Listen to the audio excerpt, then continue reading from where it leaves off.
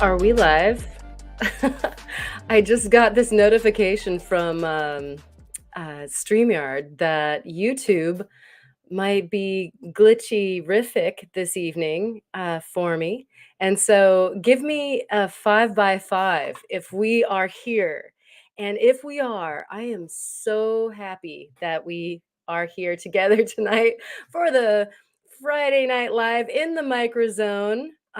We are live right now, says Allison. Thank you so much for checking in. And Sandmaker says that we are 5 by 5, and so does the Rocky Mountain Bear. Blind Squirrel Rocks says, here we are. Thank you guys.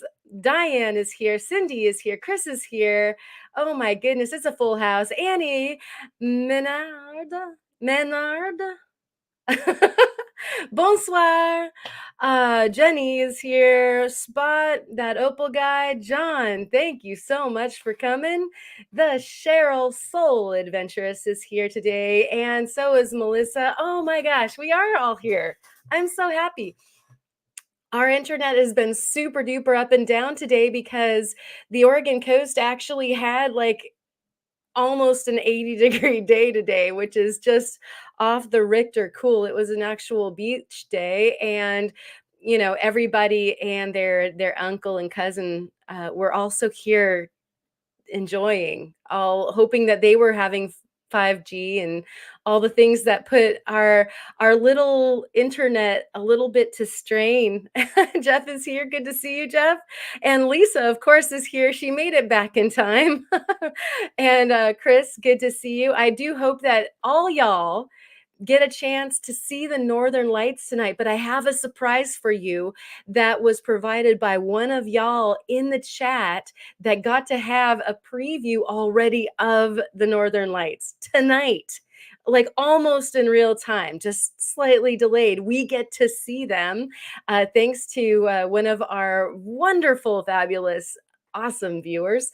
And Michelle is here. Good to see you, Michelle. Thank you for joining us. Did I say hi to Cindy? I'm probably going to start getting rebates on folks, but you guys wouldn't be offended if you got to said hi to twice, right? Rolling Rocks is here. Boy, somebody email my mom. I think I forgot to send her the invite. I think she can find her way here, though. Check in, Mom, if you're here. Opal Guy is here. We were chatting. Whoa! Oh my goodness. We've got one of these already. Thank you so much, Bob. That's exciting. It's a colorful evening. This one's green. I really, really appreciate that. I'm so pumped to be hanging out with you guys. And this starting the night out the right way, it's a special night. There's cosmic solar radiation energy up in here, and so I so do appreciate that. Thank you so much for that. And Tom, Cat, Josh is in the house. Good to see you too, buddy. It looks like once our lights go out, which we're just experiencing, you can see the light outside my window here. We're not in the dark yet, but like I said, there's a preview that's going on, many hours into the future on one of the other parts of this continent that has already experienced it, and we get to have some pictures. I'm so excited that they shared with us. You guys are the best community on the planet. I am telling you. What? Rocky Mountain Bear. Thank you so much. See, look, we're getting all the colors of the Aurora Borealis. Thank you so much. The right way. Different than the left way. It's the right way. I love it. Thank you so much, Rocky Mountain Bear, for that. I really, really appreciate it. I just wish I could give everybody a hug right now. I'm just super duper pumped. It's been a wonderful day, and this is like my most favorite way to end a Friday is to be hanging out with you guys. Seriously, I look forward to the Fridays so much. Oh my gosh, Cindy. we're still adding to the color array. I love this. Thank you. And she absolutely has to make sure that we say awesome sauce because it's Canadian this evening, and that is so appropriate, and I love it. And so, thank you so much, Cindy and Rocky Mountain Bear and Bob. You guys are rocking it right from the very beginning. I really, really appreciate you guys and everybody who has not only made it this evening to the Friday Night Live MICROZONE edition, because we haven't done this for a little while, but also hanging out over at the Rockhound podcast for Theo's homecoming. It seemed like it had been seriously ages, and I was missing my shoulder devil while he was on vacay, and so it was super cool to see all of his spoils. Well, we got a bit of his spoils. There will be so many videos so that we get all of our eyes just full of the Theo goodness of all those wonderful things that happened out there. My mom made it. Hi, mom. Everybody say hi. Judy's in the house. I'm so glad that you made it. I'm sorry, mom. I like this is terrible because it's Mother's Day weekend and I was so busy getting everything together that something slipped. It was the mom. Ah. So love you, mom. Thank you so much for coming. Oh my goodness! And Tiger Eye is in the house. Big hugs to you and everyone. I love it. And oh, Chris Rufotris, thank you so much. We have more of the Aurora Borealis going on in here. I love it. More colors. Yeah. Thank you. Really, really appreciate it, buddy. Oh, and if you did not have a chance to watch his live stream from the Bay Area, you gotta go check it out. It was super duper cool. He was finding agate material and a bunch of other interesting, like serpentinite and that sort of thing over there on, it seemed like it was the west side of the bay, just under SFO, I think. And yeah, I mean, it actually it made me really homesick. And so thank you so much for sharing that, Rufo.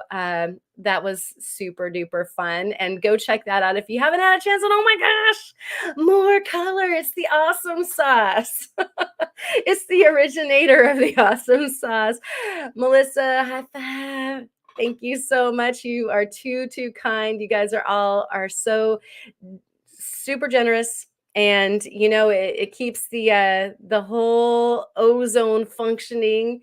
It keeps all of us up in the ozone clouds. I really, really appreciate it. Thank you so much. And I love it that y'all are, wishing my mom a happy Mother's Day. And I do wish all of you guys, all of you moms out there, and everybody who has a mom, that probably includes everybody, happy Mother's Day. Because it is truly a special time, and we can celebrate all those moms that rock, because they all do, but we know we have some serious rockin' moms in particular. And so, without further ado, we have, one last thing. I missed Allison's live on Wednesday. Y'all have to check that out. But I was able to check out Josh's, which is Tomcat Josh, and Allison is Prairie Girl Rocks, by the way, if you didn't know. She always does a Wednesday morning live, which is super duper fun. And then Josh has the evening, and that is like the Wednesday docket. And so Tomcat Josh, go ahead and check out those live streams as well, because a good time was had by all. Oh my gosh, Lisa. You know, she's one of the moms that we're celebrating too. I was about to make up a new word there. Thank you so much for adding to the Aurora Borealis of color this evening. Happy Mother's Day and love to you all. That is so awesome. That's so appropriate. Thank you, Lisa. You're like the givingest member to our community, or at least, among this hierarchy of folks that, I don't necessarily want to say matriarchal, because no matter how old we get, we never are that old that we feel like we need to be moms to an entire community. But like it could be said that Lisa looks out for everyone in the community. We love you so much. Thank you so much for all that you do. Kate's big charity event that happened. Lisa had just the most beautiful and sentimental and kind of heart-wrenching thing that she had donated. And so again, if you didn't have a chance to see Kate's auction and her video on the charitable event that she held for the girls to be able to go to geology camp, I mean, what a cool thing that is. So that's Katie Did Rocks. You can go check that out. And of course, see Lisa and a bunch of other people that stepped up to the plate and donated some really incredible things for that auction. And so you can check that out. Thanks again, Lisa. You rock, and you know it. All right. And so without she is, I love this comment. I gotta put this up. She is the fairy rock mother. That is so well put, Rufo. That might stick. Very cool. And thank you for that. And then my mom is saying, "Happy Mothers for all you moms. Happy Mother's Day from my mom." And so that goes with some clout, I think. Thank you so much, Mom. And so again, without further, whoa, okay, wait, one more thing, and then there will be no further adios. But thank you, Tiger Eye. You're so sweet. Thank you so much. What a special weekend we are embarking on. And we've already got like these wonderful hugs going on. Tiger Eye, thank you for your generosity. Really appreciate that. Hope that you are having a fabulous evening, and that we all get to enjoy this fantastic holiday weekend with hopefully some sunshine for everybody. As this turned into a Flintstone episode, right? That opal guy. Yeah, thanks again. You guys have no idea how really deeply appreciative I am. We've got an upcoming situation where this is going to come in extremely handy, and I will let you guys all know exactly how that goes. You know it. You guys all get to be along for all of the fun. I'm being super cryptic, but I am being that way for a reason. You'll see. There are fun things ahead, like soon. So, anyways, even sooner than the fun things that are happening ahead. And thanks again, Tiger Eye, so much. We have some pictures that Annie uh, Menard, I hope I'm saying that even close to correct, shared with us this evening's Aurora Borealis. And so I wanted to show you guys, and I'm going to go ahead and full screen this if I can. Oh, I can't make it any bigger. Oh no. Why won't this go any bigger? See, I can get rid of myself and I can put myself back in. Okay, so here we have the Aurora Borealis that was shared by Annie, and this is like basically happening. What, like 30 minutes ago? I think she sent me these pictures, and so this is what's going on right now. Let me see if I can find which window this is so I can progress us to the next one. Here we go. All right, and there is some more of the aurora. You guys, this is so magic. It's so cool that we get to experience the fluorite in the sky, right? Oh my gosh. Oh, that's a good idea. Let's try that. Okay. Thanks, guys. And I can't actually see what's going on. Did that make it any better for anybody? Because then it full screened on my screen too. Like I can see it. Oh, wow.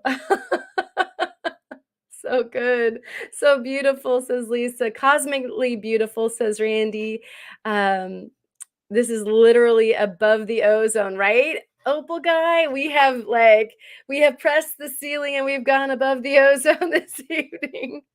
I love it. And we've got or rainbow obsidian. Yeah, like there's literally aurora borealis obsidian and rainbow obsidian and fire obsidian, and this could definitely be represented by any of those. Oh, and here's our star of the show. It was moving so fast, so beautiful. Thank you so much for sharing this with us. Honestly, there's so many of us that will never be able to see this, and so it's very touching that you shared this with us. And so everybody thank Annie for this wonderful view, but wait, there's more. She did send me a few pictures. Look at this. And so like she said, it was moving really fast. You can tell like the difference between each shot, like how much color is radiating down. And we're talking about literal radiation. Ah, um, she sent it to me so soon before I started the live stream, and I asked her like, "Oh my gosh, is this going to be okay for me to share? Because that would be so cool." And she said, "Absolutely yes," but I didn't have time to go in and throw it into an editor so that we could see it the full screen. I'll know for next time that maybe a little bit more tweaking might be a good thing to do. And Opal guy says, "Biggest dark opal crystal ever." Yeah. And Allison is talking about having to work tomorrow morning. It's gonna be rough, yeah. And that is stellar, says Jeff. Absolutely. And Blind Squirrel Rocks, definitely. Thanks, Annie. Wow. Yeah. I mean, and wow doesn't even do it. Thank you so much, says Lisa. Lots of pics from Alabama and Mississippi coming in. Can you imagine that it's come down that far? And Bob is saying that he's too far south. I see it if I see it, we are in trouble. Right. And thank you, Annie, says Tiger Eye. You guys are all awesome. Thanks. And Michelle is saying, I'm really hoping to be able to see it from Northwest Missouri in a couple of hours. Yeah, like I said, not all of us have the sundown quite yet. And Kyle is in the house and uh he's cleaning River's room, which for some reason cleaning a river room sounds like a wet affair, but I'm not sure.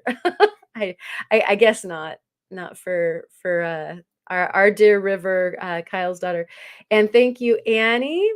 And you're gonna have to, Kyle, wish Amy a happy Mother's Day. I'm sure I'll get a few more opportunities over the weekend for Kyle's big Mother's Day 25% sale on his live stream over at the World of Rock Hounds. Did that sound like a plug a little bit? Um, and Lisa, right? Lisa's crossing her fingers that we will be able to see it live. And what's really crazy is we had a super warm day today. I mean, coincidence? Probably not. But that is super clear. And, once that sun goes down, we will probably be able to see it too, which would be amazing. Because I'm told I've seen the aurora borealis in Wyoming before, but I was pointed out that like part of the sky was green and that was what it was, and it looked like green clouds to me, and I was young, and so I would love to see it as an adult. And Annie, you are the best. Thank you so much. um And oh, Joseph is in the house. Good to see you. And 17 minutes early. Hello to you. Oh, you know what? Joseph, you might need to refresh your browser because you might be hanging out in the past when we're all here sort of in a different future. Somebody might want to tell him that in the chat as well, because I can't communicate to somebody who's in the past. And so here is, I think this might be our last one.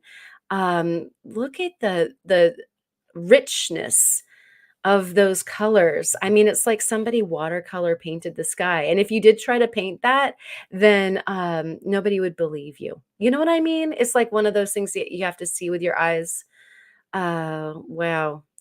Um, Cindy, I feel bad that I take it for granted and forget that others don't get to see it. Yeah, yeah, like some of us never ever.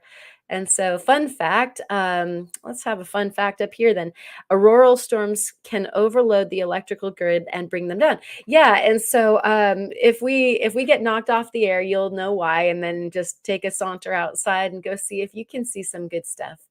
Um, and apparently in Quebec in the late 80s, that did happen.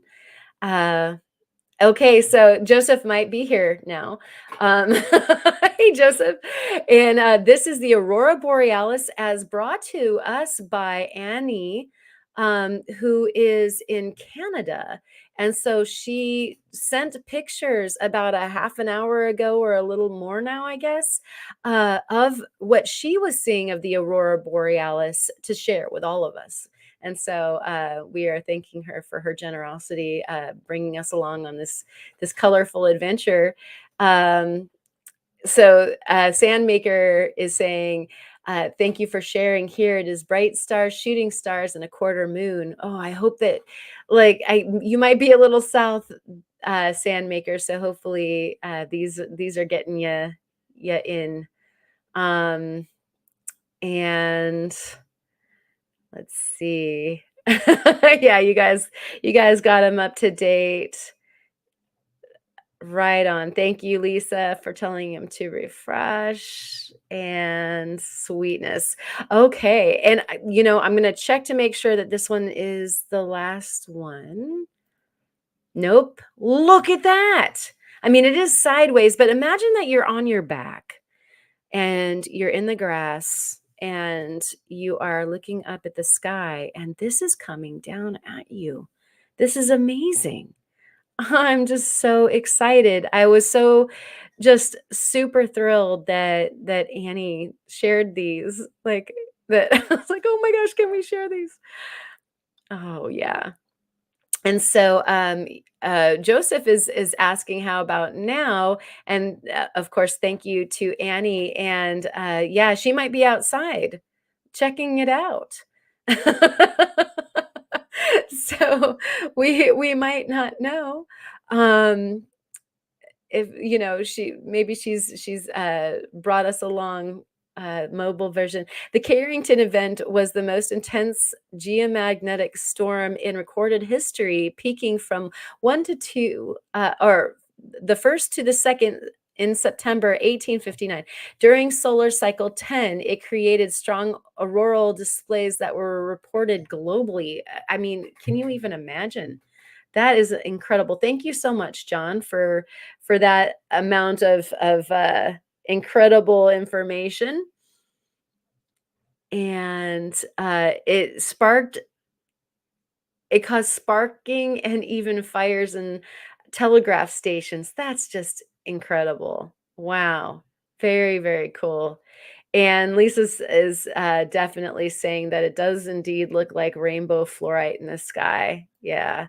Oh, there's those of us that would see rocks and everything, right? And people reported being able to read a newspaper at midnight. Oh my goodness, that's just magical. And so, yeah, I really, really appreciate um, sharing this sharing. Thank you so much, Annie, for this. And today it would destroy many transformers, which would take months, if not years, to replace them all. Oh my gosh, yeah.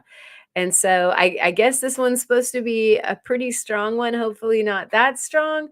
But again, thank you so much for sharing that, Lisa. Uh, that was some serious, wonderful generosity on your part. And so what I'm going to get now going is that we have some very special rocks that were sent to me in a box that were from I'm multitasking. I'm trying to find the let's see. The microscope. And so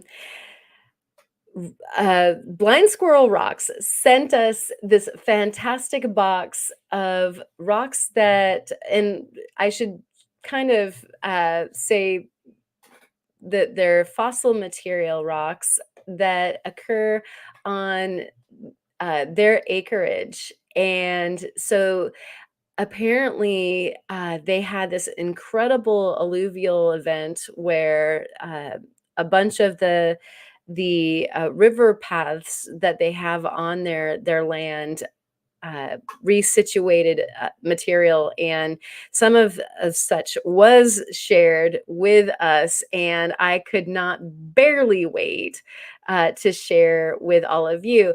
And I would also like to add right now, you guys, so many of you have been really, really generous with the Ozone channel and with me as far as sending material that we would love to see together underneath the microscope, or in another case, Sonia sent some just incredible bits and bobs for using with tools to do metal smithing and that sort of thing. And so I'm always just blown away. This has been an incredibly busy week. As you guys knew, I did like a live sale over the weekend, and we were ramping up for Mother's Day. And so I was just trying just to make sure everything got out in time. And then I got these just unexpected packages in the mail, and I swear I was like a little misty, like, oh man, it was just so cool to get some neat boxes with some cool stuff. And so I wanted to share the the spoils of that with you guys. And so first of all, we've got some interesting stuff going on in the chat. Um, and uh, it should be there almost any minute, Joseph. So Joseph and Rosie did get something, and I do appreciate that so much, so deeply. And it's exciting that your daughters are going to be rocking some of the rocks that we had going on here. And and so we've got, I'm gonna bring this up, and I'm gonna do uh let's see, this and this. There we go. And so let me introduce you to Blind Squirrel Rocks' Squirrel Rocks. And to give you a size reference, here's my hand. And so a lot of these little squirrel rocks, these are kind of some of the smaller squirrel rocks. Let me get some of the bigger squirrel rocks over here. I was playing, and I probably should have had this cued better, because these ones we should start off with. And so here we have some of Blind Squirrel Rocks take two. And like I said, this fossil material occurs right on their property, which would blow my mind if I could just walk outside and start. Well, wait, I do live at the beach, but if I could walk outside and start rock hounding on my own property, I just have to walk down to the right beach while we're here. But how cool would that be to be able to do? And so, uh, let me, as we're kind of looking at some of this material, I want to give you an idea as to what we're looking at. I asked for some specific information on where the material was from. And so this is the edge of the Mitchell Plateau in south central Indiana. And it's an area where the Wisconsin era glaciers halted their advance and melt through the native limestone shelves that created a sizable interest in the karst topography. And so the limestone throughout the Mitchell Plateau has been quarried with considerable success. The Bedford limestone, used in many famous buildings and features nationally and internationally, is found in major seams all along the plateau, even up into my location. And they go on to say that their property contains typical karst highlights, including sinkholes, small critter caves, and lateral water channels carved through the limestone shelves. I have two creeks running through my property toward the lake that they live beside, and the creeks used to feed a larger creek at the bottom of a huge ravine, and that ravine was filled in the early 1970s to create Amazon Lake. The irony is exquisite. Gotta love that. Indigenous residents and travelers from this particular era, um, circa 1600s to the 1850s, found the spring-fed limestone filtered waters of all the creeks to be bountiful for hunting and fishing, and the deep ravines and sinkholes of the local landscape provided opportunities to hide from enemies and find shelter from the elements. I have yet to consult with any geology department, which would be in Indiana University, or local rock experts concerning the nature and composition of these cherts found on my creeks or on property excavations. But in the many definitions of chert on the internet, I have come to the opinion on their formation. This entire area was part of a shallow inland sea before the glaciers descended, and many varieties of ancient corals, organisms thrived in that temperate stew. And so you're seeing some of those things, in full effect, as far as look at these horn corals, definitely, showing off and flexing. And let's see, I'm just catching up really quick on the chat since I was reading, and everybody's talking about like the rainbow obsidian that's going to happen in the sky and how soon it's going to get dark. And let's see, Kate's in the house. Awesome. And Kirk is in the house. Good to see you too. And yep, little horn segments, exactly. Little horn coral segments. And here's Blind Squirrel Rocks right here to do some of the answering of any questions that you might have, or corrections and all that kind of stuff too. And Spot said, "I'm so lost. Went to look up Karen's email and I didn't think I would make it back. Almost didn't. Oh dear." um, let's see. And so I'm just, like I said, trying to make sure we're all caught up. And so I did leave off with the explanation of the area being part of the shallow inland sea before the glaciers descended, and that organism soup that was in the temperate stew. And now as far as when they look at the layers of colorfully banded cherts that form the fillings of the specimens, they just believe that the decomposing organic structures settled on the mud silt sea bottom and eventually precipitated into a jelly-like ooze. That term was used in one of the internet descriptions of the chert, and hardened into these layers as their mineral contents de- desiccated. I think is, or dictated, one or the other, but both definitely still working. And so you can see some of the banding. Obviously, in some of the pieces, the colors are more intense for the banding. But yeah, imagining this hardening silicate soup, basically, of all of these specimens um, in that ooze. And so the ooze was covered by another sandwich bread layer of mud, silt, and, as you can see, horn coral and brachiopod remnants. Nodules formed as the ooze captured a more solid fossil structure, and the rolling wave action of the shallow sea turned layers upon themselves to spiral and band.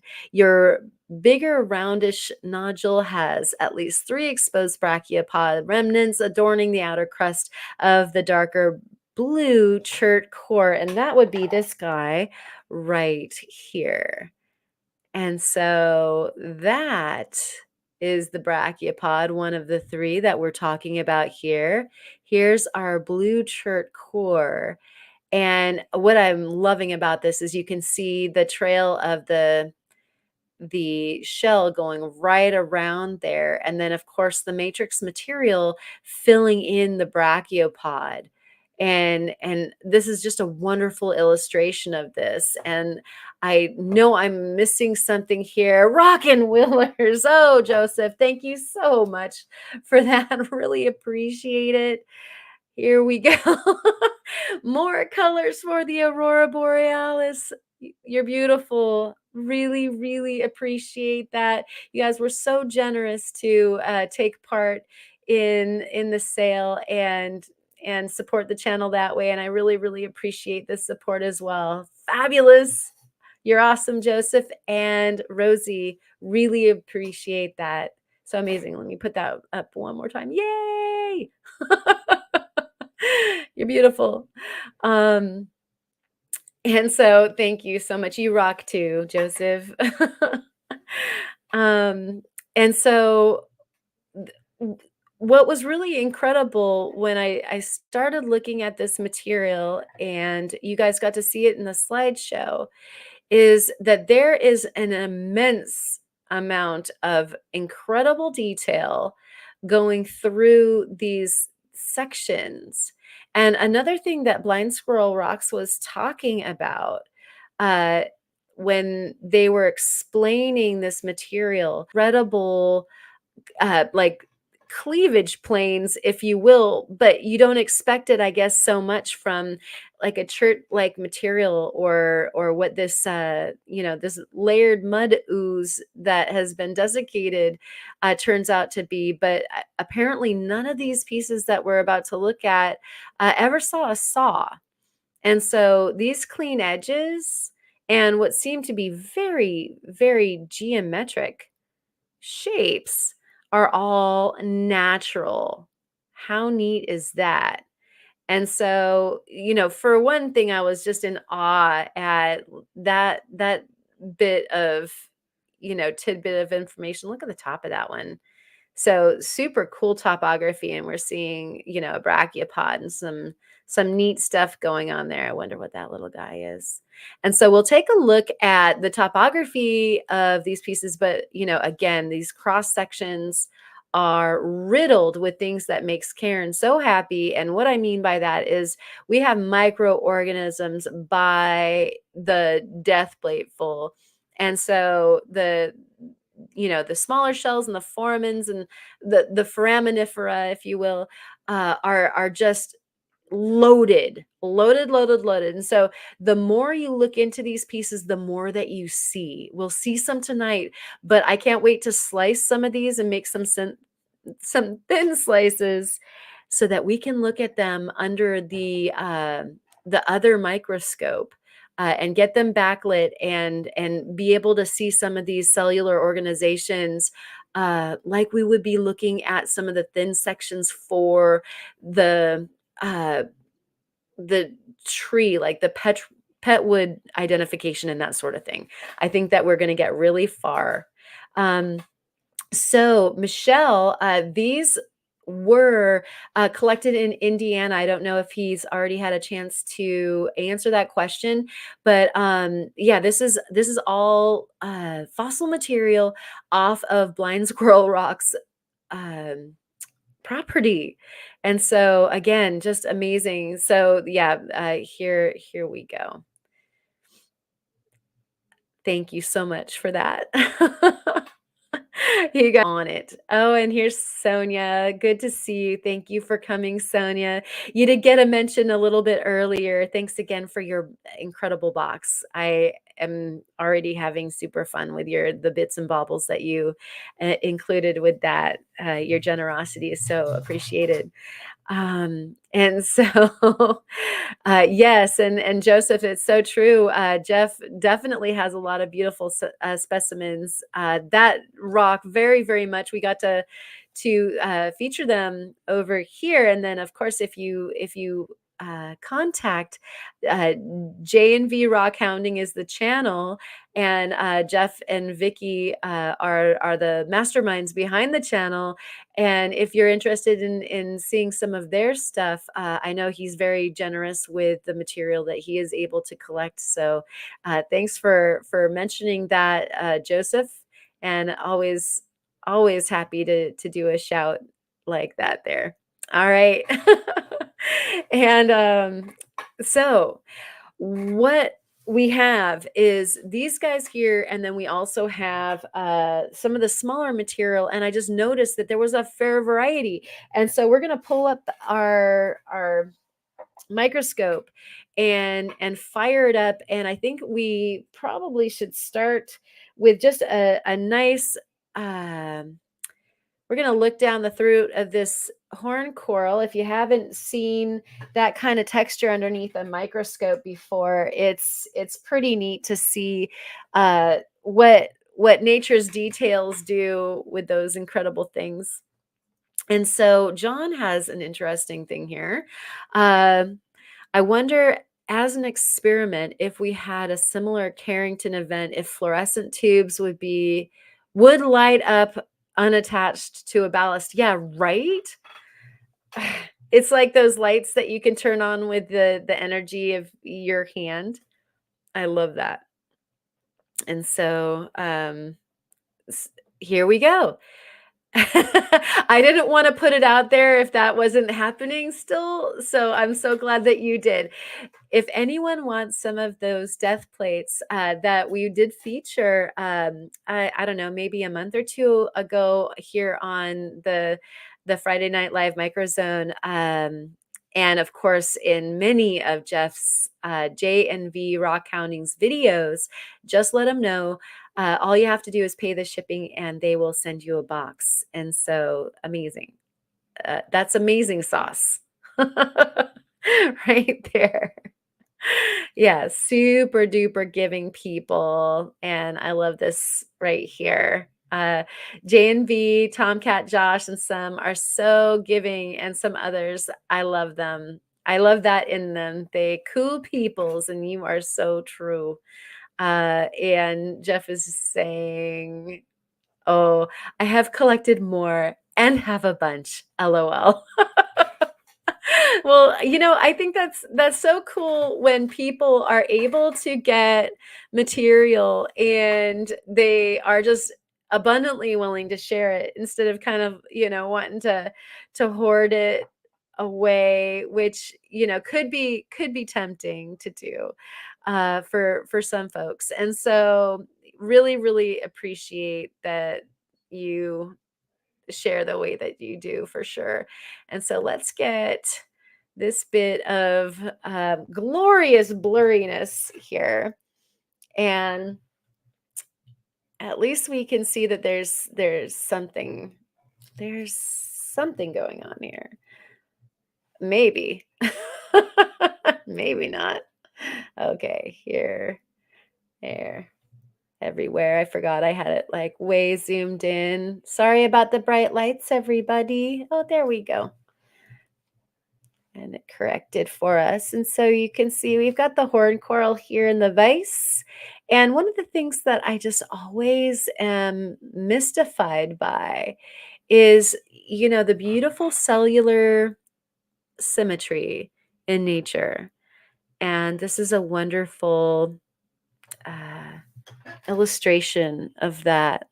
I mean, I don't know. There's just something really incredible just to peer into how sort of perfect uh, n- nature is.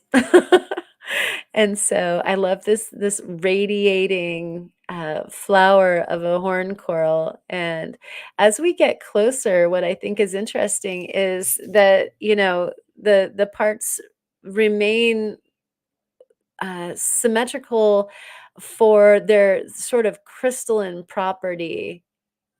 That you can see some variations, but as opposed to something that's kind of a mess. This is like more of a mathy mess, if you will. There's just a lot of you know uh, geometry and symmetry to the way that this is set up, and they're really quite beautiful. Jeff turned his van into a lowrider with his death plates and geodes. His truck. I think that Josh turned his van into the lowrider. Big time on that trip. He had to have. I mean, look at how pretty that is. That's as good as a blossom that would come in a bouquet to me. Let me kind of center this. Just looking at the way that that horn coral radiates out. It's like flower petals. Just really, really pleasing. But you can see, even the way that the minerals and sand and crystals, adhered to this, have sort of a regularity that is uh, maybe inherent in the physical properties of the physics, the math and the physics of how they were getting set up. I just love that. I'm gonna try to stop moving things so that you guys don't get the blur, but I feel like we should probably get closer. And it just, to the nth degree, it's just so interesting with the way that this thing mineralized. Look at how blue that is. And, yeah, Josh is guilty of having lots of quartz. Yes, learning about the golden ratio today, for sure. I mean, it's just what a cool day with all the aurora action going on, that we get to, see the micro and the macro too. What what incredible things nature's physics does. So here's the fanning out on the outside of the coral and the structure there. But I'm really impressed with, like I said, how regular a pattern we get with even, the way that this is permineralized. There's just no mistaking the the coolness of the regularity of the structure. And you ain't seen nothing yet too, because like the horn coral is very, very cool. Uh, and it's gigantic in comparison to some of the specimens that we have in those smaller death plates. And so that's at about 40x there. And I just wanted to get us in on that, like, kind of blue feature. Who knew that the gem coral had this the horn coral had this gemminess, like what you would imagine the tropical reef to have, but here, low this many, s- millions of years later. So I find that to be really sort of poignant and touching. I just love this so much. And so it, like, you can tell, y'all need microscopes, and you can kiss just huge swaths of time goodbye because you will go down the rabbit hole and it is difficult to come back out unscathed. But so good, so worth it. And so as we peer at this wonderful little reef, I mean, it looks like inside the horn coral we have the coral reef that looks like coral reef to me. If you were just, I expect a few fish to go by, or maybe a cuttle fish or something like that, to just cruise by. And so as long as he can get a green light on the scales, that's all good, right, Bob? That's hilarious. I'm gonna catch up a little bit on the chat. We have something from Blind Squirrel Rocks. The creek where that horn coral comes from is littered with huge quartzite boulders, lots of structure similarities. Oh man, is that cool? Ugh. Like, oh, the incredible details to geology, and in this case biology, and the incredible collision therein. um and Rock and Willers is talking about unboxing from Alleluia. Very, very cool. That's exciting.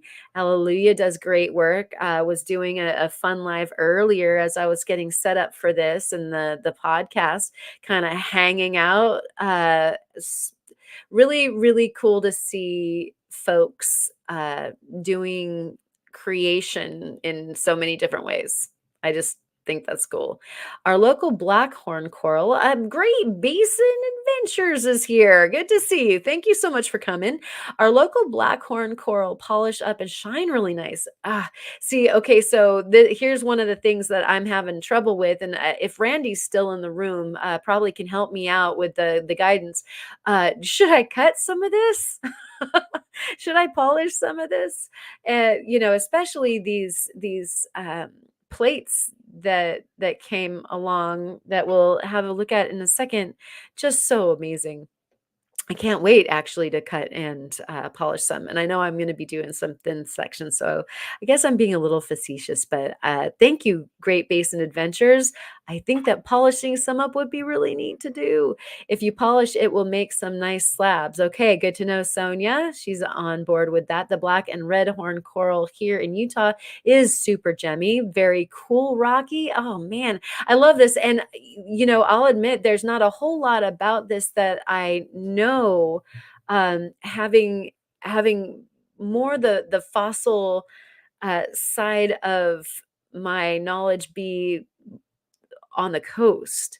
And when I was going to gem shows and that sort of thing back in the day, I was more as a buyer for stuff for jewelry than being super aware of what was available to understand, know, and appreciate about the different kinds of fossils that were there. I missed out.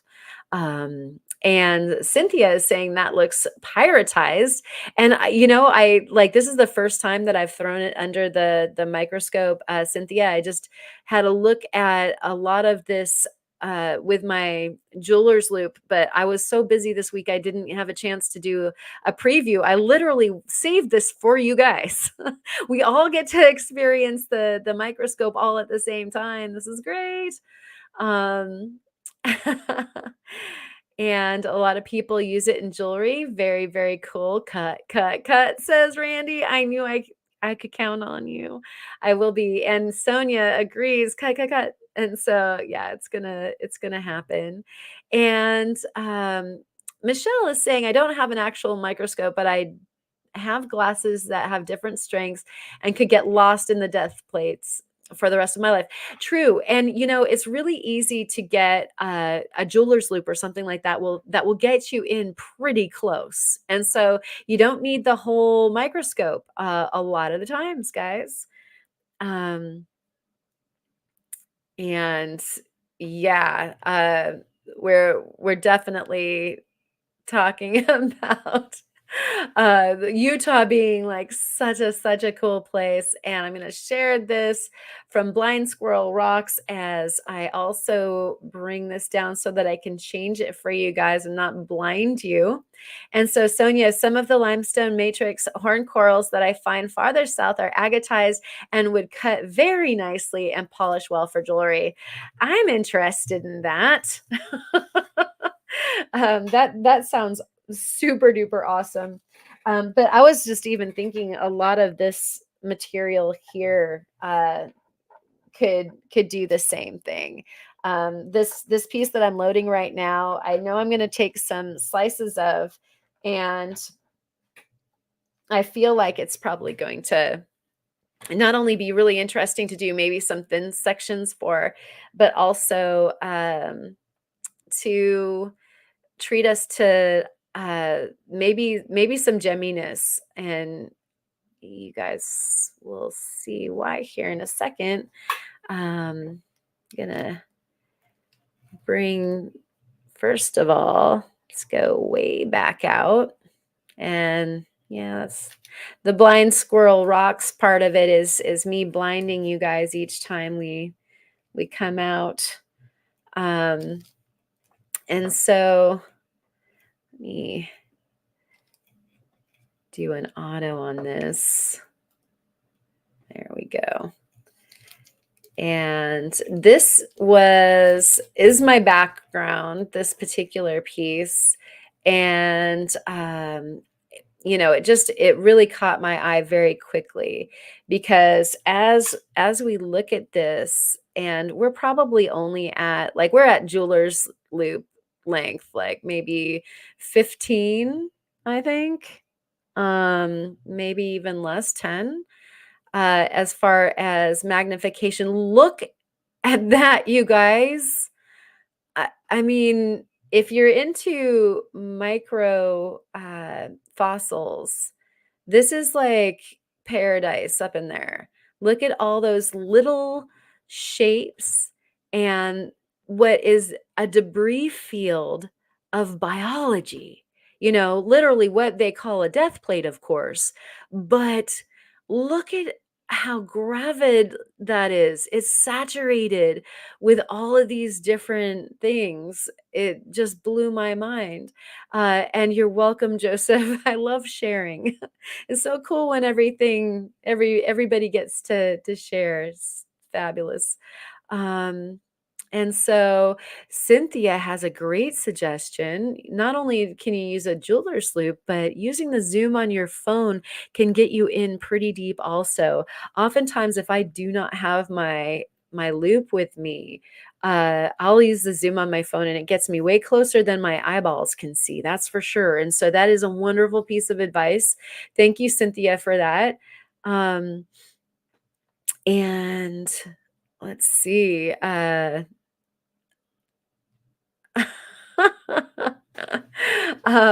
I guess uh, Joseph thought he went blind using his his jeweler's loop, but that's actually another really interesting point that you bring up, which I'm sure you weren't guilty of. But oftentimes I'll hand my jeweler's loop to somebody, say on the beach, like they come and ask me, "Oh, well, is this a piece of bone?"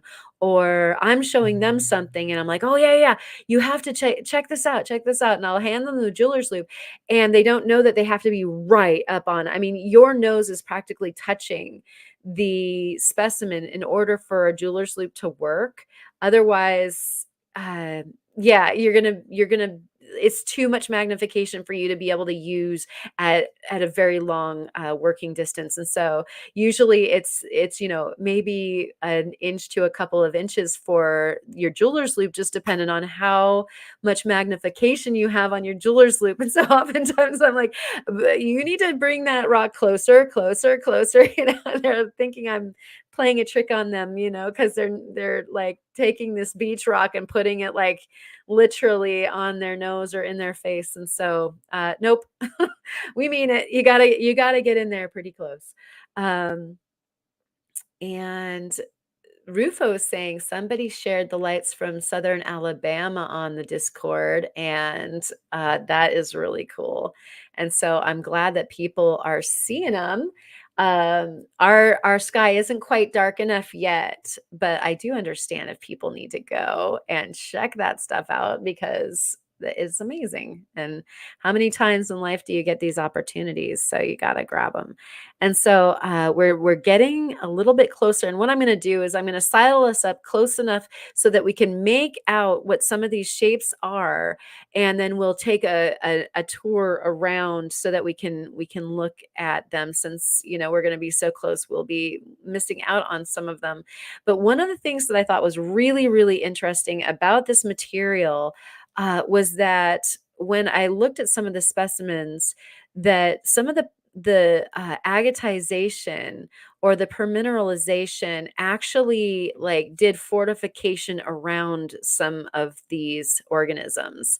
And I mean, I was squealing by myself maniacally like some kind of crazy person. If anybody had been observing it, they might have been a little weirded out by my crazy enthusiasm. I think I'm going to add a little bit more light to what we're looking at, but you're seeing like every single one of those shapes is an organism, you guys. It's that, and you can see that the variety of size for the organisms from what now is fairly large, which would probably represent maybe a millimeter or two, all the way down to these like teeny weeny little circles with a circle inside. You can tell that it's just like a single cell organism, and we're into the very small the very small actual creatures, and also the organisms that are more like the foraminifera. And so I'm still new at this particular material, and would love to do way more research, get it a little bit lighter so that we can see it better, although we did lose a bunch of the contrast. Maybe that's too much light. Um, these guys they deserve to be looked at with just the perfect lighting. That's probably a little bit better. I don't want it washed out, but I don't want it so dark that we're not seeing uh, all of the bits and pieces. Want to get rid of our little there. Okay. And so this is fairly flat. Again, not from the saw, but by the way it just cleaves. And so we're actually getting a really, really good look at details here. Without having to cut it and polish, which is usually the case when you've got, this many little entities on a thing. You really can't get a whole lot of uh, precision with your viewing. Oh my gosh, I just can't believe it. I wanted to get over to this pair of slippers over here. I mean, it looks like there's druzy inside that guy.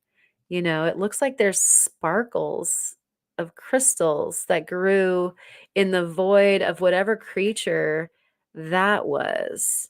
I mean, it's just riddled with these details that they're so beautiful. And so what I'm going to do, um let's see. Looks like fishbone. Yeah, I think we very well could have some bones included here. There's a lot of shells. I know there's some forums because I did, even spy some just with the jeweler's loop. Um,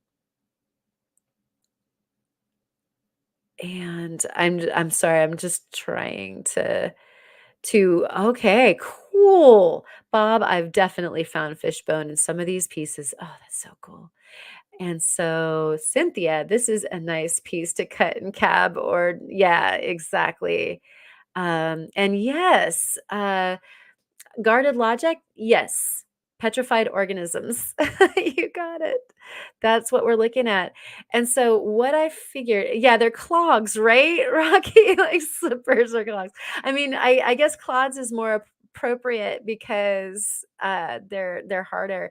But oh my gosh, there's so much here. We're gonna take a little tour, and what I wanted to do is I'm going to put on just a little bit of music so that we can just sort of look.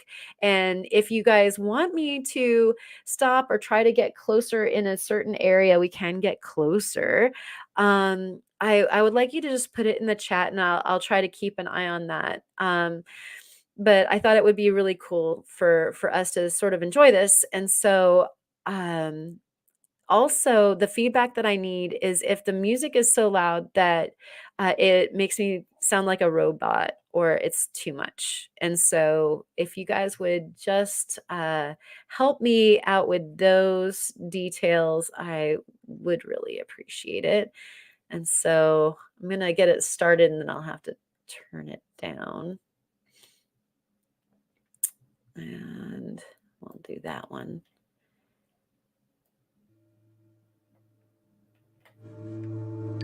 Can we even hear it? Oh, there we go.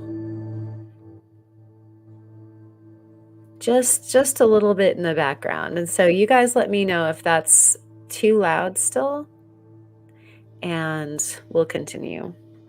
And I'll be able to pay a little bit more attention to keeping stuff in crispy focus. The dark oval shape with a squiggly tail looks like it's swimming. Yeah, let's go there, right? Let's check that out. I'm going to get that in the center. And we're actually looking at the very edge of the rock. That dark is the crust. And so let me get that centered and we can kind of dive in closer.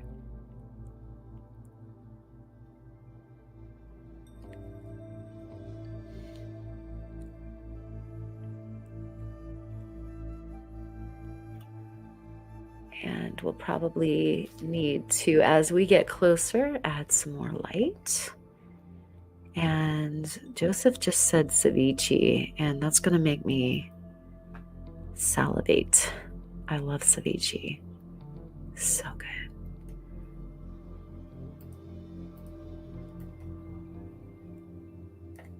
Okay. What are we looking at? This squiggly guy, guys. But so you can see what I'm talking about. Do you see the inside of that is even has like fortification agate lines? Like it is detailed from looking at it from normal naked eye, but the closer that you get, the more it gets detailed. It's impossible.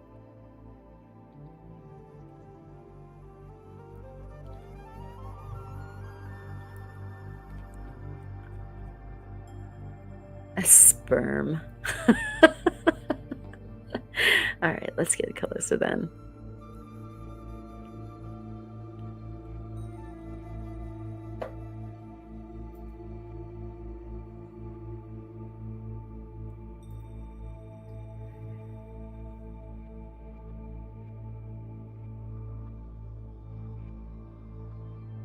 Wow. At the bottom of the right-hand side, it's got two little legs coming down, you guys. Oh, I shouldn't laugh. It's making it blurry. But yeah, it's got like a scallop shell bottom, and then there's that little curvature on the top, and I don't know if they're related or not, but then there's those two little guys that are coming down right underneath the termination of that last scallop to the right.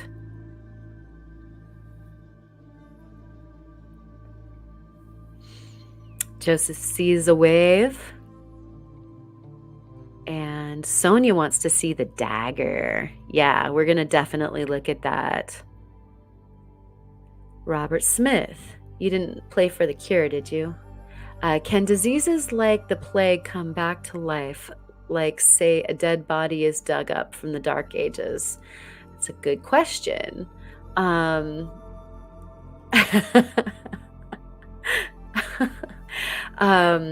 I would imagine in some cases, yes, like the rotifera that I brought home on a fossil, and I made it come back to life when I added the water. And the rotifers can live without water in an environment for an indefinite period of time and will reanimate when you add water. So it kind of sounds like a sea monkey, but it freaked me out when I was looking at that underneath the microscope, and all of a sudden my fossil slide came to life before my very eyes. It was very disturbing, but also amazing. And I do like this very much. That must be about the sperm. I love it.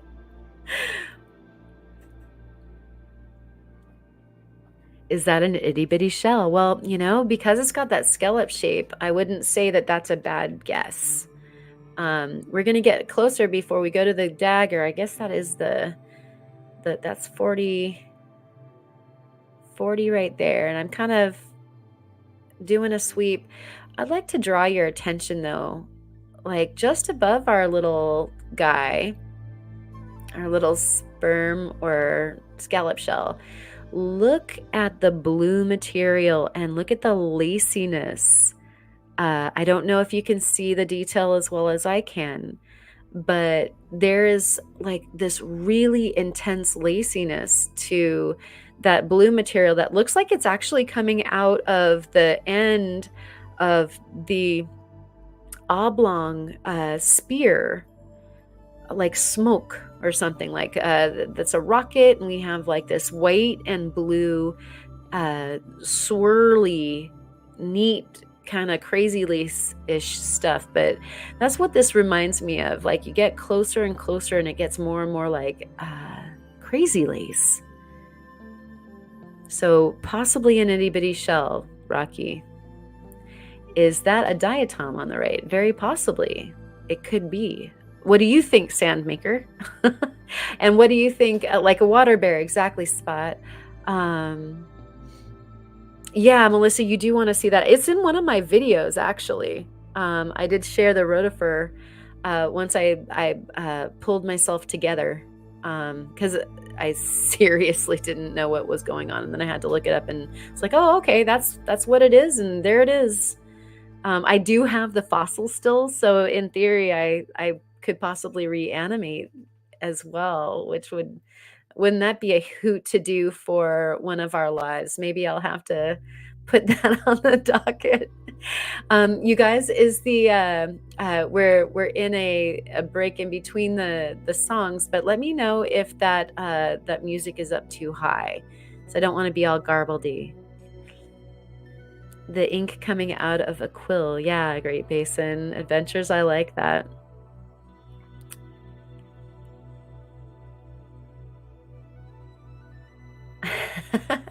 Looks like a sperm is saying something like he's in a comic book, right? Like a thought bubble. And belemnite shell possible? Definitely. Oh, these are all so cool. Tardigrade. Yep. We got the bears. The little Rocky Mountain bears. The tardigrades. The ones, the aqua mountain bears.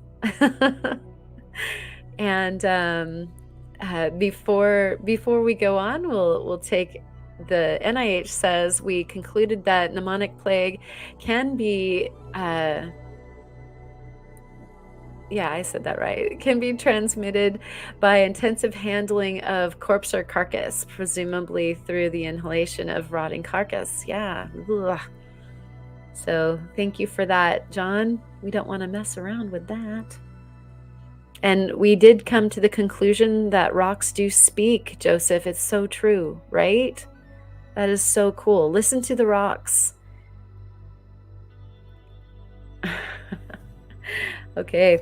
And so I think that what we'll do is, if I can, we can keep it on this magnification and just ever so slowly pan to our big guy here.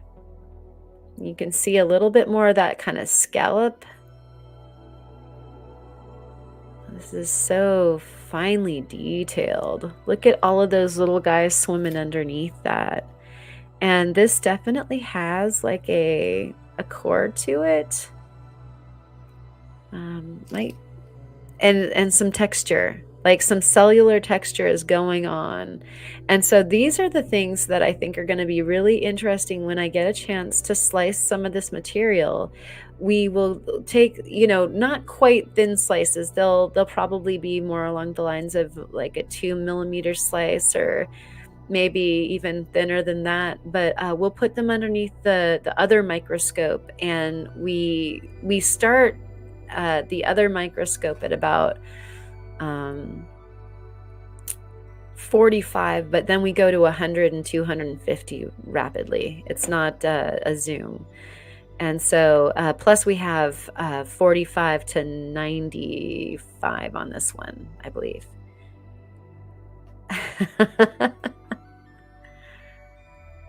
A diametaceous submarine. Yeah, right. Oh my gosh, I love that. Yeah, instead of the yellow submarine, we have this guy. That's how cool we are.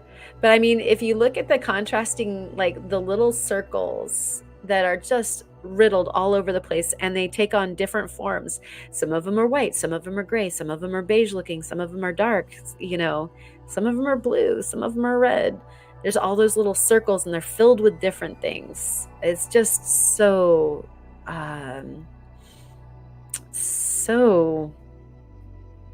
intricate. And Bob really thinks that this is a baby belemnite. That is so cool. That would be a first in my book. Yeah. John says let the dead be. Yeah, I would agree. So just panning out just a little bit so that we can get some reference here. And what I'm looking for, actually that reference gives you a better look at how regular the cellular structure is. It's like this got cleaved at a 45-degree angle of itself, so we're seeing part core and then part of its diving into the rock on the left hand side, and you can kind of see cellular structure that reminds me of like the lattice of Brachiopods or something like that, like a coral. Wow.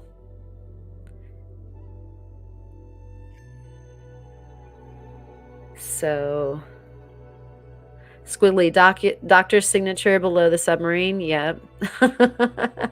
It's been signed off on. Classic DNA. And well, there's our clogs. How'd they get down there? Guess we traveled quite a bit. I think this is interesting. This looks like it is chambered. See that flying saucer just left of the middle? That really, really looks like a foraminifera that I am familiar with. I mean, I'm not going to be able to sprack out the Latin right now. Sorry. But, yeah. That looks like the cross section of a forum. I mean, just, oh, wow. I just can't get over this stuff. This is so neat. And John just posted the aurora forecast in the chat. And so check that out. If there's any chance of you getting aurora'd this evening, you can check it. And here's another, like that dark spot is really intriguing. But there's another chambered one right cruising up towards the center now. And once again, like there are these foraminifera that look a lot like pine cones. They basically look like these miniature pine cones. And this is the right size and everything to be exactly that kind of thing. See how that's chambered? So, it's that oval kind of thing that's to just the left of center, with a dark perimeter, and then over to its far left you have a section, and then there's a pair of two sections just right of that, and then two more sections just right of that, and then it looks like it terminates again into one section. That's absolutely fantastic structure right there. And just underneath it you can see what looks like almost like an agate puddle that has a center that's flowered out, and then it has like a ripple perimeter to it. And I mean, these details are so minuscule. Let me see, do I have any of my solder picks nearby? I don't think so. I mean, a pen tip is impossibly huge. Let me see if I can introduce a pen tip in here somewhere. Where are we?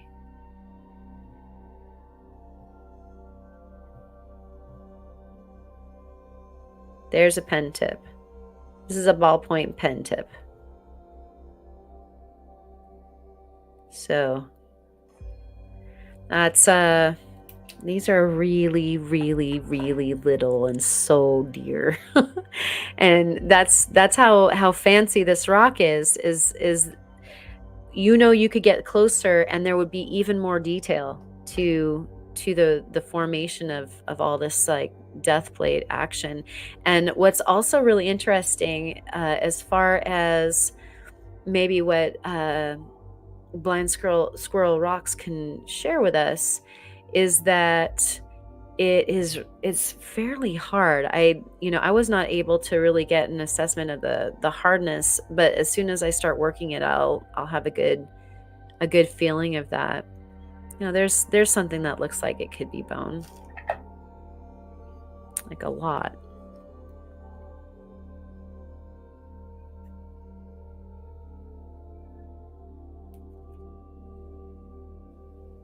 So our long lash looking thing that is kind of broken and then continues, and then there's another little piece next to it, and it looks like there might be a couple curved pieces underneath it as well. It's looking bony. And if that's true, then maybe some of these spheres that are in the foreground that are roundish looking, that look like they're maybe going in some different directions, actually could be like little verts. Very, very possible. I'm wondering. Yeah. Jenny said it really does look like the yellow submarine. Yeah, right. Well, that's pretty funny. All right, good luck, Joseph. I hope that you see some aurora. That would be super awesome. Yeah. Have us on the phone. Yeah, and we're probably going to need to do that too. So your slice on this guy will reveal more. Yeah, I cannot wait to slice this. I know that we're tarrying long on this particular piece, but it just doesn't make sense to necessarily move on really fast when this has so much going on it. Might as well just take a really deep dive on this guy. I mean, look at, like, after... Are you guys able to see the kind of detail where, say, that little the circle that's, or I should say oval, that's right in the center of the frame right now, that's got a dark perimeter to it?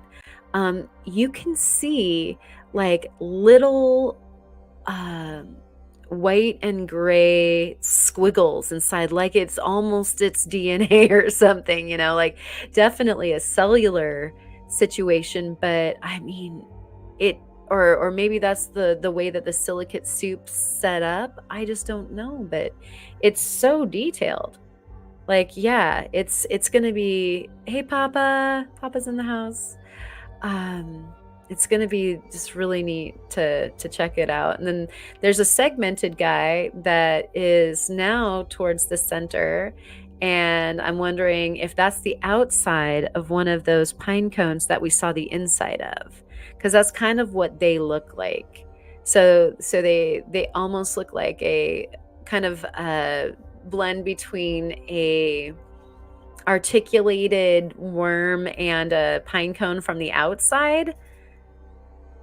And foraminifera were crystalline single cell organisms.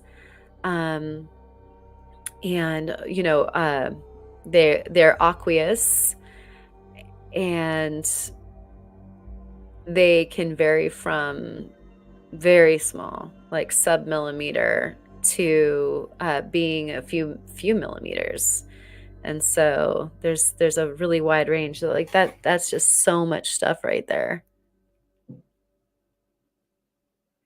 And so I'm wondering if, like, if we do get a few cuts going and we're able to do some, like, this is dark stage, so we're just top lighting it. We can do both with this microscope and the other microscope, so we can get it lit from behind and play with some different lighting conditions. That works really well with amber if you're trying to scope bugs. Here's another one of those, like a yellow submarine, but it's standing straight up and down. And I'm gonna let go so that we don't keep on bumping. But you can see to the left of this structure, or rather, like right down the center of this structure, you can see, it's creamy filling cellularly, apparently. And then to the left of it, you can see the structure almost built like wood, where you see like a kind of dark perimeter to its center, golden filling that's dark, and then segmented circles that are traveling down, in a vertical manner, perfect little cells.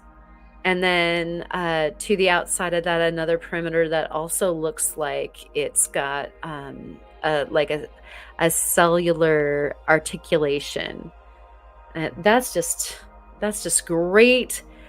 It's great detail, and it looks like, now that detail's out, it looks like it has the same kind of thing going on the right hand side too. Just the light section isn't as obvious, but that sort of articulation of the very last cell wall of it does seem to be present on the right hand side as well. So, wow. And Bob is wondering, did I check these pieces under UV? And what we're going to do, like, this is a great time for me to pop the UV on. And we're going to see what we can see. I'm not going to answer the question. I'm going to do it. Yes, I did look at it. Oh. That slipped.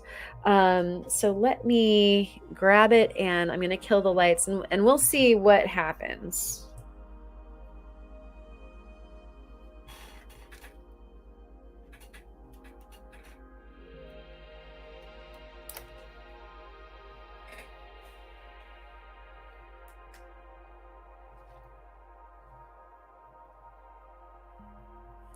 And I'm going to need to change its exposure.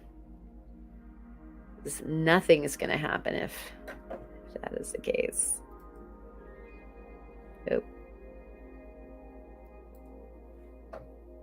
Wait for it.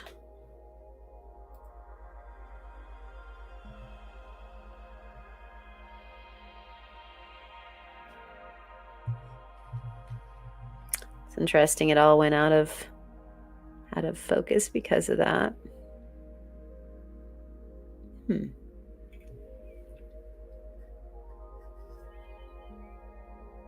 We've befuddled the poor Oh, there we go.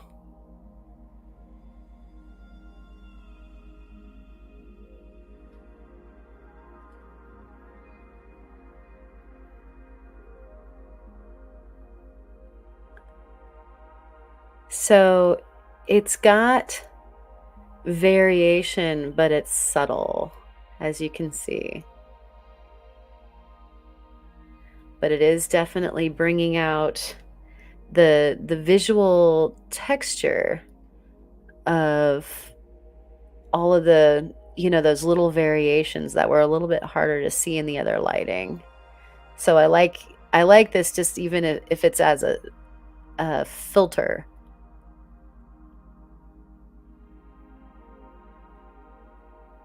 I'm just going to move that around a little bit.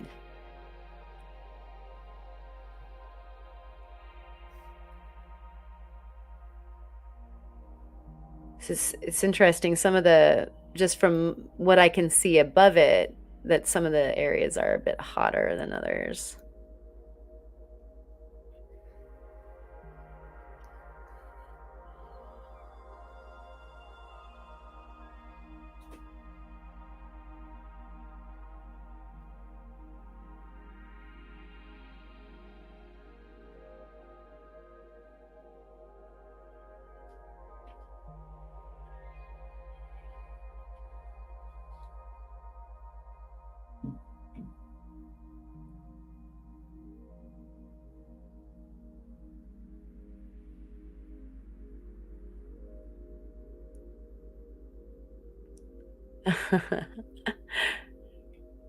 Yeah, if we can't see the aurora borealis in the sky, maybe we can just do something here, huh? And here's our little spermy guy, guys. I think that's dust right there. That's doing the little blue. And there's that guy. I like that we're able to see a little bit more of the segmentation in it. I'm going to see, get rid of our box for auto exposure. There we go.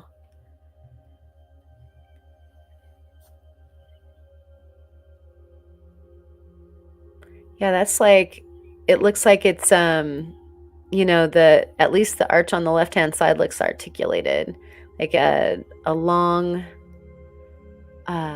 one long cell and then 2 cells to the bottom and maybe 2 cells to the top. That's really interesting. A lot more information about it actually under the UV, just because, again, it's like a filter that you can parse some of the details.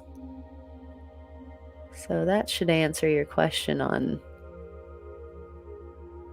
how good the UV is with it. It doesn't turn a bunch of colors, but boy, it sure does help us see what's going on with the variations.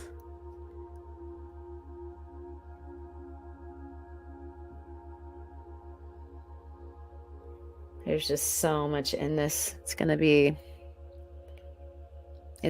really fun to treat you guys to the cut pieces and make some discoveries and be able to point out, some of the stuff that's for sure, like the forums.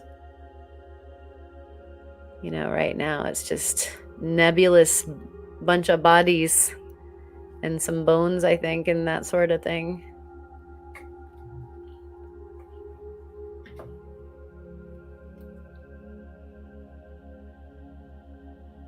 So Joseph isn't seeing Aurora. Allison, do you guys do you guys have some? The Aurora Borealis?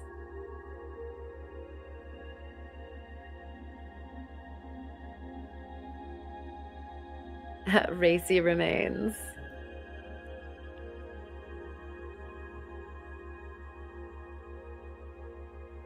Oh, that's really weird. Cheryl could see them and she tried showing them on a live, but they wouldn't show up on her stream. Oh my goodness, that's so strange. Yeah, this is a good comment. That's going to be amazing. Opening up a new can of worms. It's really, this is going to be a super fun, wormhole to go down. Better than a rabbit hole.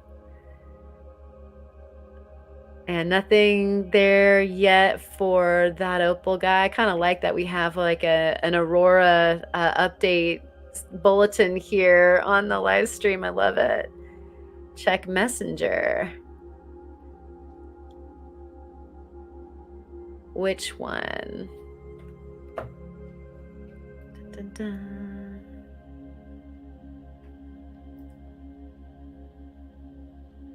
As she tries. Huh. Which one? Tell me where, buddy.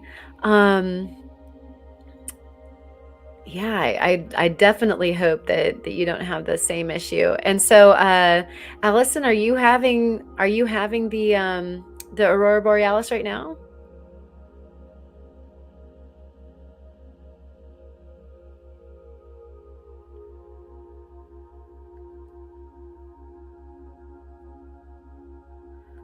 Oh, I must have missed something.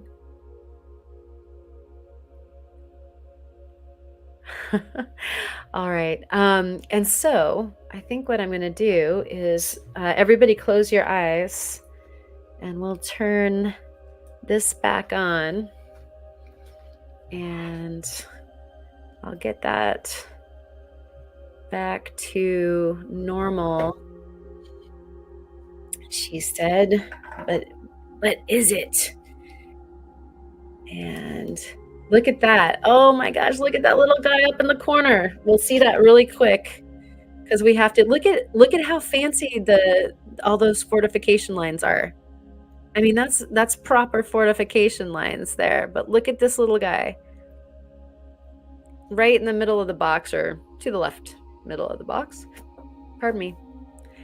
Let's get rid of the box. Look at that. I think that's as close as we can go. Nope, we can go closer. That's like the perfect, like the little horn coral, but impossibly small. That's who we're looking at right there. Oh my gosh, that's cool. Let me see if I can't improve. There we go. Look at that little bit of sunshine.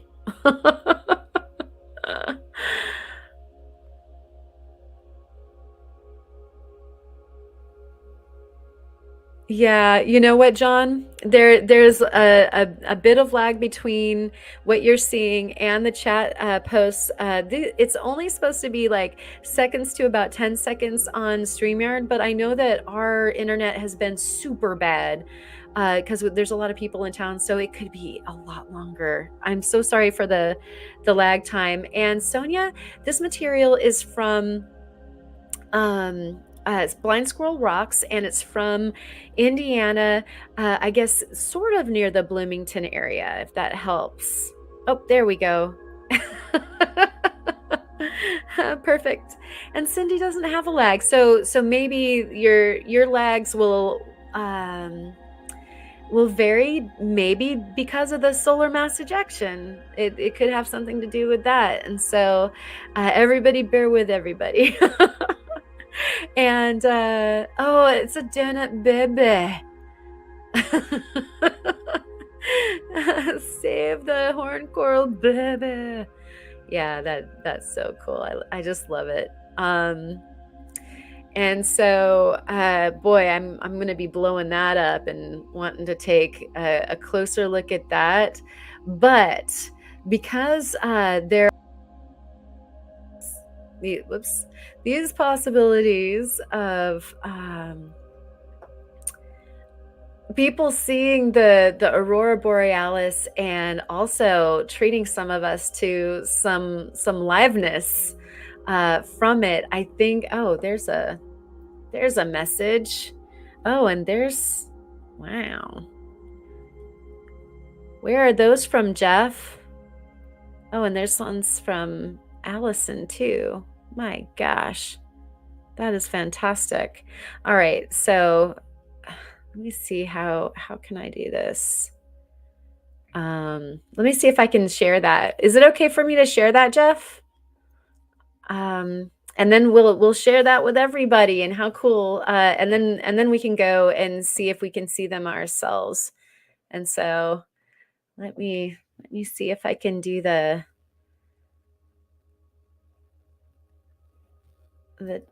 technical here. Yeah. So Rocky is having, yes, and share mine also, says Allison. Okay, so let me see if I can do this. I have to go find it really quick, guys. And hopefully this will work out and I won't share weird things. Oh, because with Annie's, I had time to download them, and I'm gonna try to just share them straight. There's got to be a way for me to do that. It seems like I did that for the live. I just have to find it.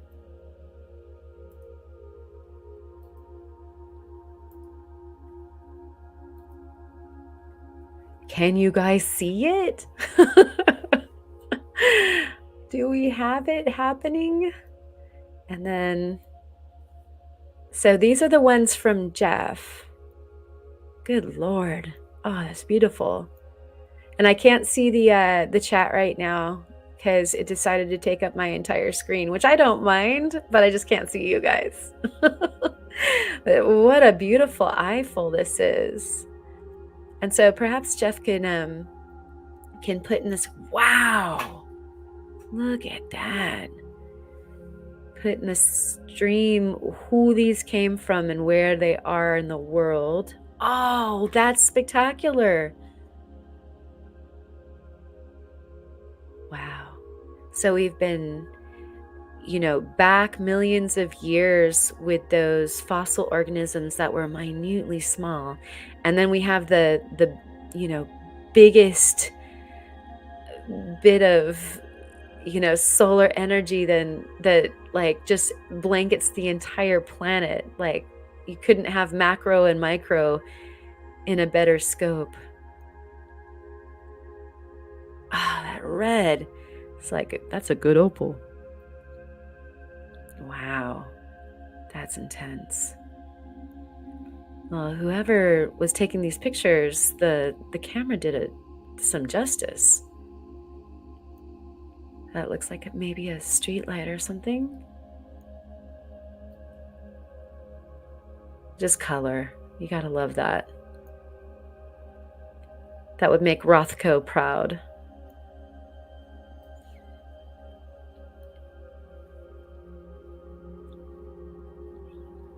And hopefully you guys aren't hollering at me because I can't see the chat right now. Just enjoying the colors. What a magnificent dance that is.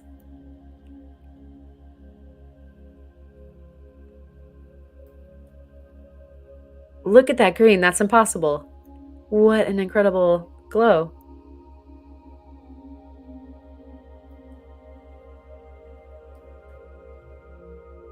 Like I'm expecting to come back to the stream and like you guys didn't get to see it. We have reds, opals. Yes, right, Joseph? A few of my favorite things. Jeff, these were shot by your aunt, is John asking. Okay, I need posters, says Papa, right? Oh, and yeah, Rocky Mountain Bears doing all of the different phases.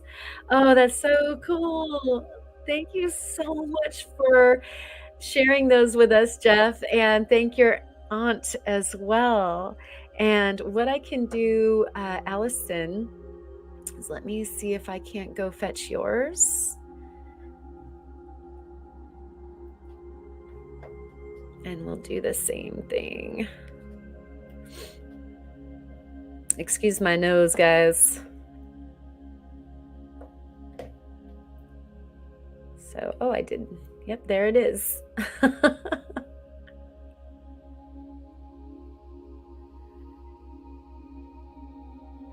And Cindy brings up this wonderful point. You can just imagine what people hundreds of years ago thought when they saw this, right? What were the gods thinking? What were they doing? Why were they doing this to us? It's so beautiful and then maybe haunting at the same time.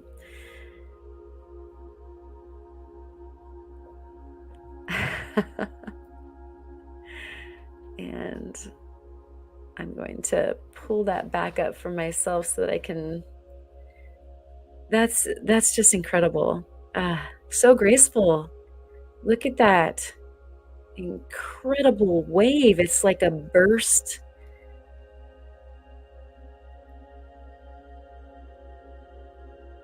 Just gorgeous. Those forms.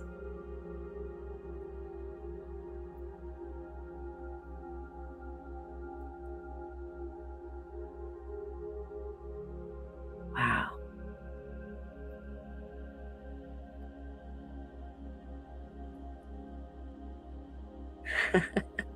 It's like the sky is tie-dye.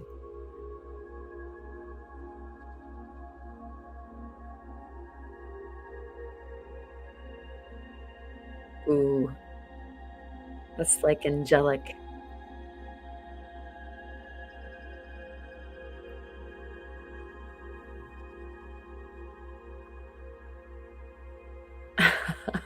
Me too, Melissa. I would be crying if I could see him here too. Just fantastic, you guys. Watermelon tourmaline. Yes, Cindy. I agree. Some great zonal tourmaline going on right here. Then the lights of the sky in the sky became trapped inside the glass from the mountain of fire. Indeed. Yeah, the eclipse and now this feels like special times. Yes, it does. Oh, we're so blessed. Those particles, those crazy particles, right? Guarded logic. Uh, Hopefully you'll be able to see the next eclipse, Melissa. It's definitely worth taking a little hike for, I think. And John also is wondering, can you imagine what tribes and clans of old would have thought when they saw these? Probably would be expecting omens of some sort to happen. Indeed. Like it's heavy just looking at it, knowing that it's going to happen. So it would be beyond amazing to not know and then have this like just creep up on you. So, yeah, again, thank you, Allison and Jeff, so much for letting us see your beautiful aurora pictures. That was such an incredible treat, and I do hope that you can go out and perhaps see them in your own skies. And if not, you can just watch the video again, or I know that a bunch of people are posting here, there, and everywhere. So it'll be fun to kind of see what other people share about this. And I would like for everybody, let's acknowledge Blind Squirrel Rocks for sharing some incredible fossil material that we really only just scratched the surface of. I had a feeling we wouldn't get very far tonight. I could not wait to share it with you and also to indulge myself because, like I said, I've been fulfilling orders and super duper busy trying to get everything taken care of this week that I didn't even really treat myself to looking at them until tonight, which took incredible amounts of discipline. So thank you so much, Blind Squirrel Rocks, for uh, for showing us. Blind Squirrel Rocks. We could be going for hours because we did just only take a peek. And so I hope that the next time we get to look at these, which will be very soon, we'll have a chance to have some of them sectioned, and we'll look at them even closer than tonight. And yes, Jeff, there was going to be a slightly different map for the visibility, but the aurora borealis were supposed to be visible for tomorrow as well, from what I understand. Although Oregon wasn't part of the scheme, and tonight apparently it was. So I think it's supposed to move, like the borderlines are supposed to like dip east. Uh, and aw, happy Mother's Day, Mom, ahead of time. Thank you for enjoying the presentation. You're awesome. I learned everything from that lady.